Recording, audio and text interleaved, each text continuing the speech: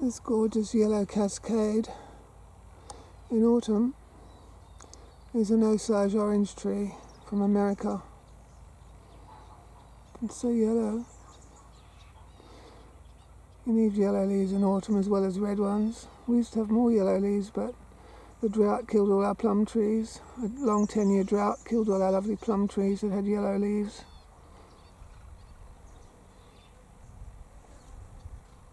There's some yellow leaves.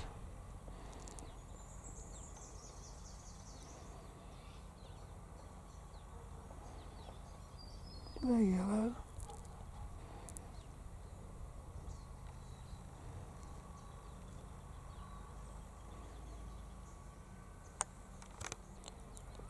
There's a young Osage Orange tree sucker.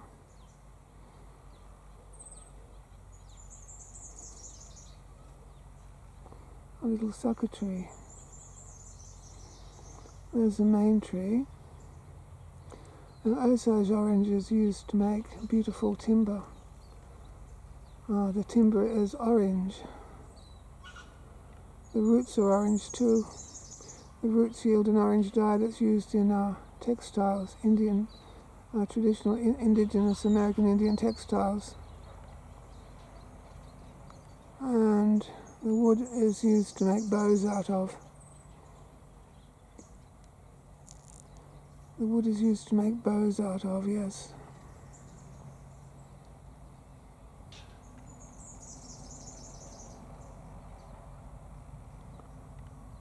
Lovely autumn day. Plenty of strong wood there for making bows out of.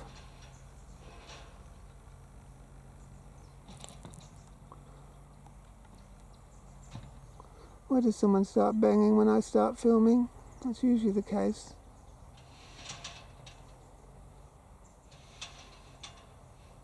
Some nearby farm is making a noise. Now, Osage Orange is related to mulberry trees and breadfruit. It's related to mulberry trees close enough that silkworms can be fed Osage Orange leaves. They can. Apparently. Well, so I read.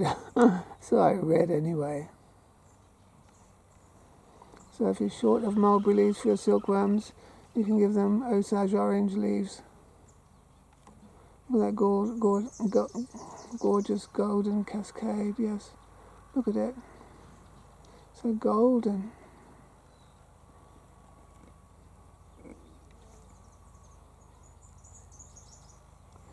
In the autumn sunlight. On this lovely autumn afternoon.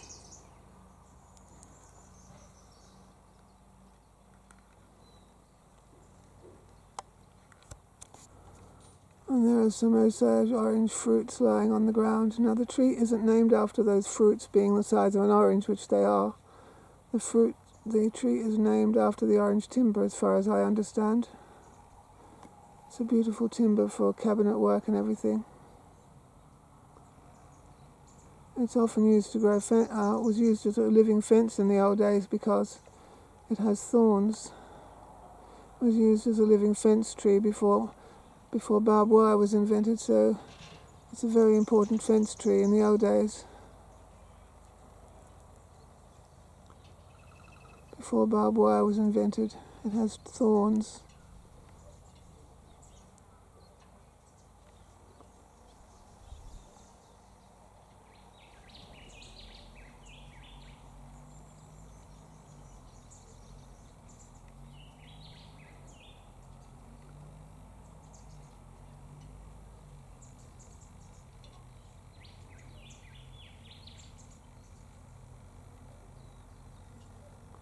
So golden cascade, that's what it is.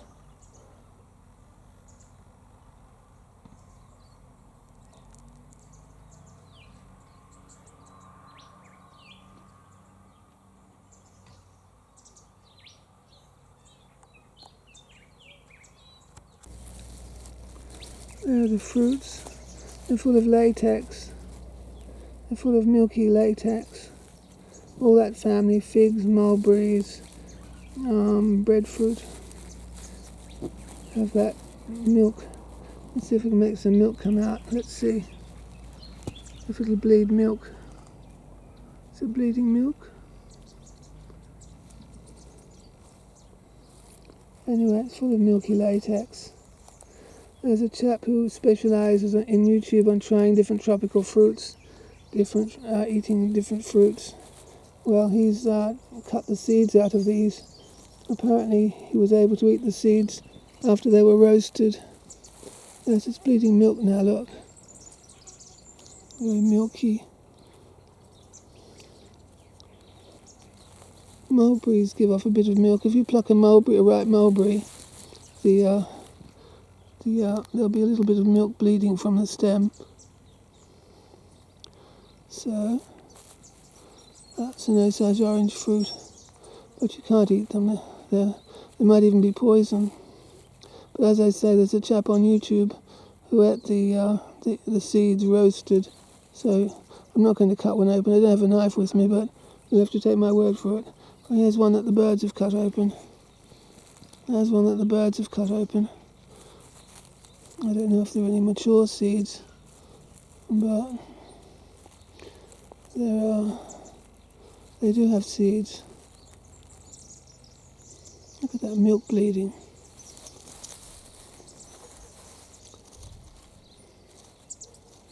I don't know if the milk has any uses. I'm sure it probably does have some sort of use. Latex. I better wash it all off. Better not get my camera all sticky now, had I? I'm just on the way to the tap to wash my hands, but I thought I may as well film the little quail on the way. There are the quail family. I'm making my camera all sticky. Not a good idea. Hello, quail. Hello, quail. Aren't they cute?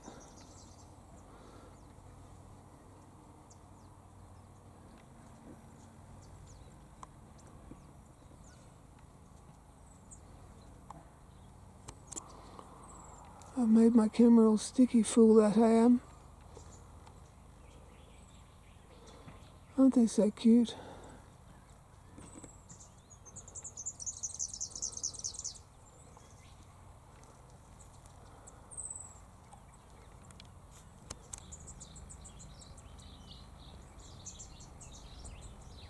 There go the quail family. A whole bevy of them, or covey of them. Beautiful quail. And for those who eat meat, remember, quail flesh can be poison if they've been eating hemlock. What a quail can eat and a human can eat are two different things.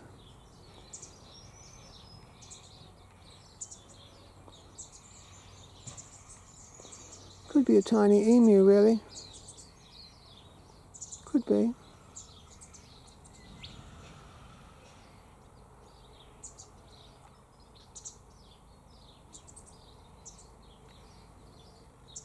And they're so cute.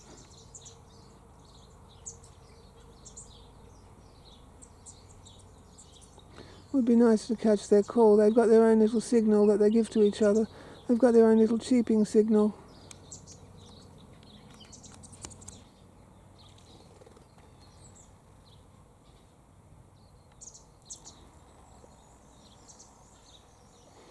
Coming out into the open. Here they come, going to cross the path together. A whole little family. They're very social little birds.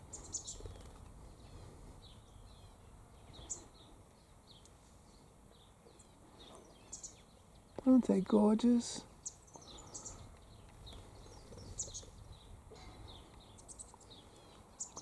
They seem to have a good mental map of the estate, actually. They do. Well, I mean, if a potter wasp can remember a whole territory, I don't see why a little bird can't.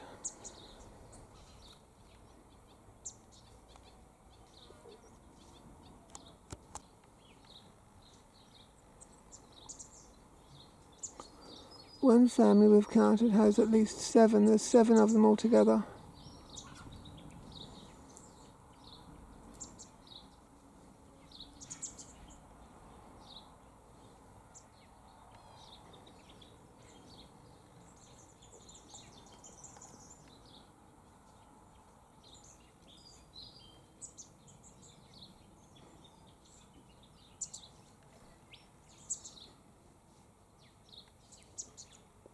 I remember a shop in Sydney, a special poultry shop. It used to have quail eggs for sale in the window. It did. I can't remember what colour they were. Were they blue? Or am I thinking of plover's eggs? But they certainly had quail eggs for sale. Oh, look who's right in front of me. Yes, quail eggs are a delicacy, apparently.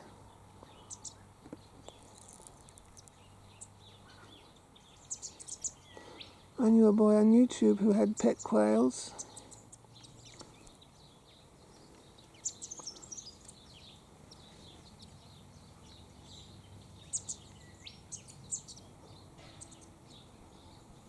Well, they're hard to keep up with, aren't they? What's going on? Just as well there are no cats around.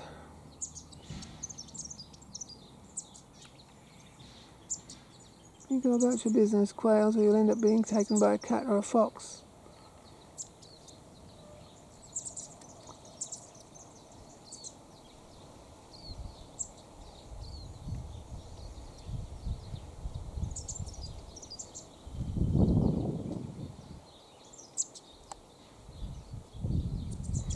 I came out to film autumn leaves and now I'm filming quails instead.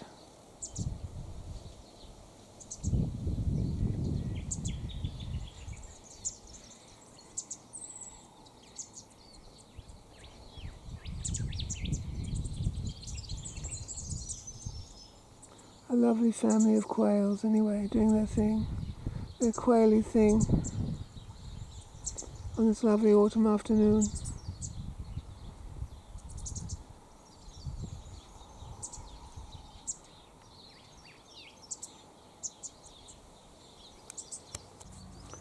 Look, a whole carpet of apricot leaves from the apricot tree. A whole carpet. Look who's interested. Where are you?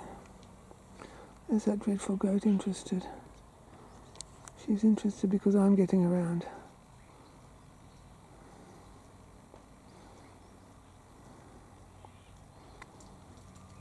She'll eat apricots with the stones taken out. You mustn't feed apricot stones to a goat. Or plum seeds. So I learnt online. I learn everything online, don't I?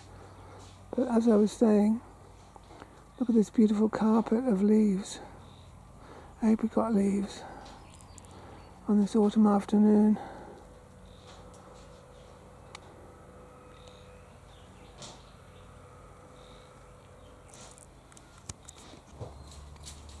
A whole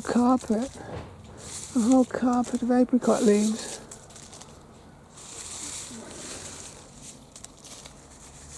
That's what it is. Gorgeous on this autumn afternoon.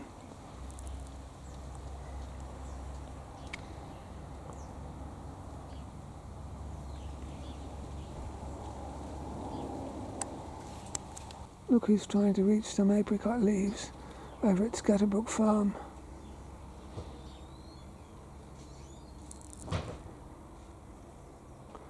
Determined, she's going to evolve into a giraffe, you can see that. And she's going to learn to walk on her back legs as well.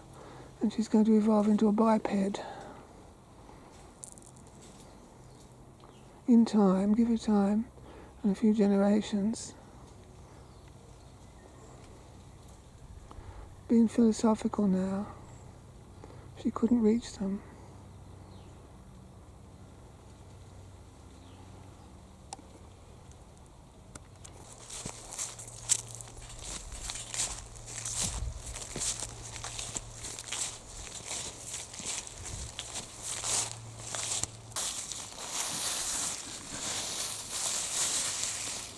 Beautiful apricot leaves.